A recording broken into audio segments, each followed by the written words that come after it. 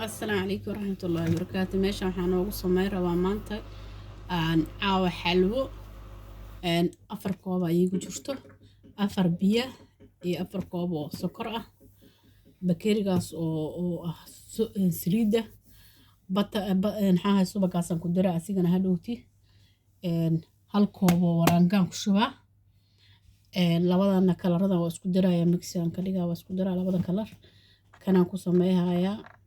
intana heyla iigu jiro, intana waxaa waaye baalki magaci kaleeto lahaa magaciisa ay dhibeen, marka halahaasa isku soo diraa Joyce Makari kaasaa la dhahaa. marka insha Allah intaas isku soo diraa waa wada soconaynaa.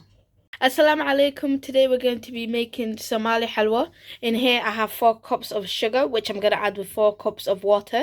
In here we have a cup of oil. We're going to use 1 cup of corn flour, 4 tablespoons of butter ghee.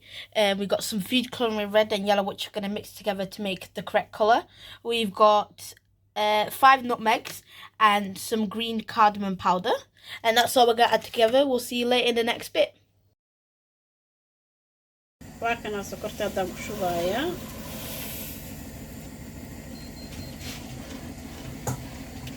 hilibkana waa ku daray, waxa ka guduudan waa hilibkii. marka insha Allah waa soo noqonaynaa.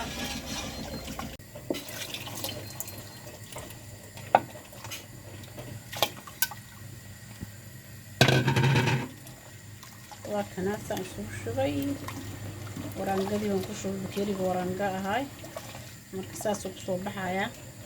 xalwadiisana uu soo diyaarshay, waa kanaha diyaar waa saliidii wixii dhan waa ka miiray, waa kaas way soo wada raacday markaysiin ma sha Allah. waa kana soo diyaarshay, waxba ma dhinno, marba saan haday noqoto waa la gedinayaa. The halwa is ready now, so we're going to put it on a glass dish and wait for it to cool down, and we'll see you guys in the next bit. waa kana xalwadiisana uu soo sameeyay oo diyaar, waa arkaysiin ma sha Allah si uu qurux badan tahay ma sha Allah, mana adko mana jilcano inta ka dhaxlay taagantaa, laakiin waa idin tusaaya. Here is the halwa. We've done it now. It's all ready. It just needs to be plated up. This is how it's come out. waa kana waa soo diyaarshay, intaanay noqotay si afartii koob kalahanay noqotay, adi waa kiilan ku qiyaasaa. marka waa tanaha mana jilcano mana adko inta ka dhaxla, waa saas si u jiitamay ma arkaysaa.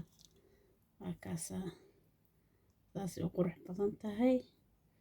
marka like share comment ka soo baxsha, waa kaasa xalwada ma sha Allah saas u qurux badan tahay.